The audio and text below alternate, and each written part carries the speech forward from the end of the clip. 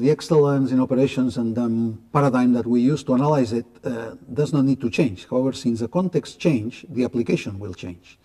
We must, for example, refer to the origins of the Ford Model T that was very successful for quite a few number of years until the bottleneck shift from being into the production to being into the market, and therefore the application of the same model had to change.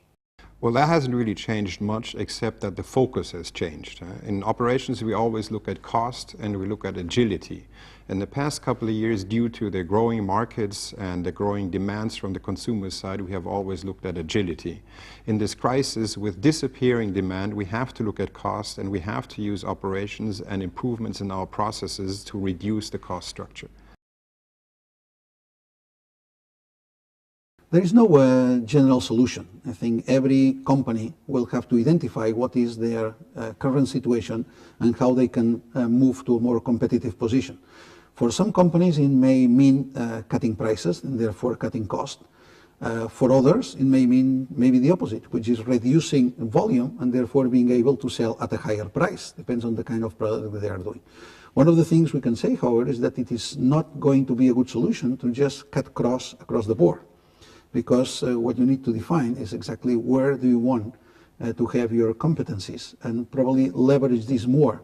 So maybe in some departments you will require more people and maybe less people in other departments. So cutting cost is not an easy job. It's not just getting an Excel and multiply everything by 0.75. It requires a lot of work. By cutting price, you can artificially increase demand.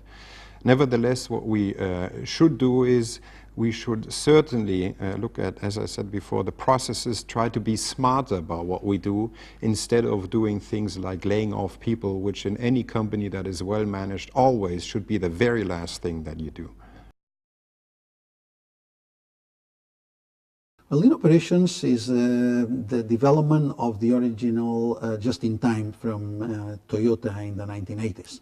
So it's an evolution moving from manufacturing to the application of the same concepts to services, administration, hospitals, etc.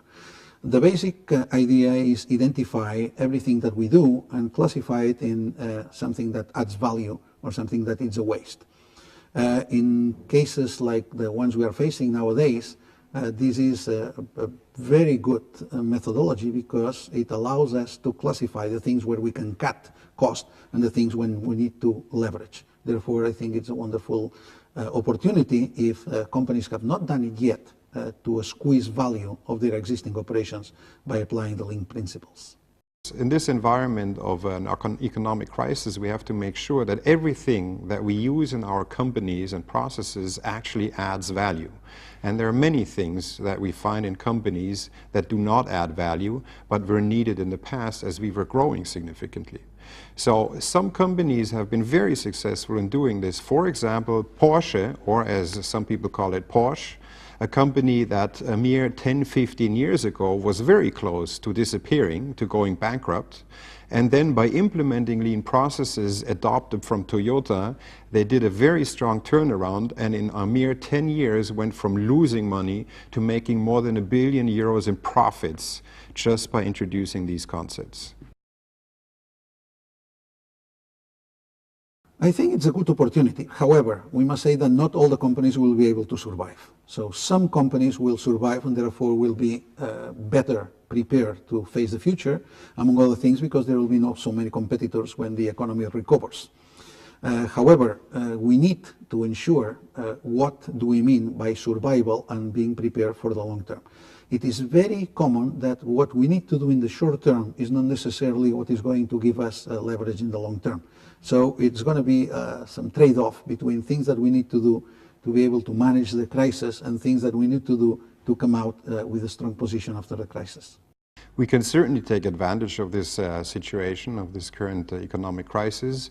And the advantage, or what we should do, is we should finally kick out some things that are only there because we say, well, we've always done it this way. So what we should do is we should take a fresh look at our whole value creation process and identify those parts of it that actually do not add value, but they're only there because we've always done them in the past. So kick them out, redesign the processes, and make sure that everything we do really adds value.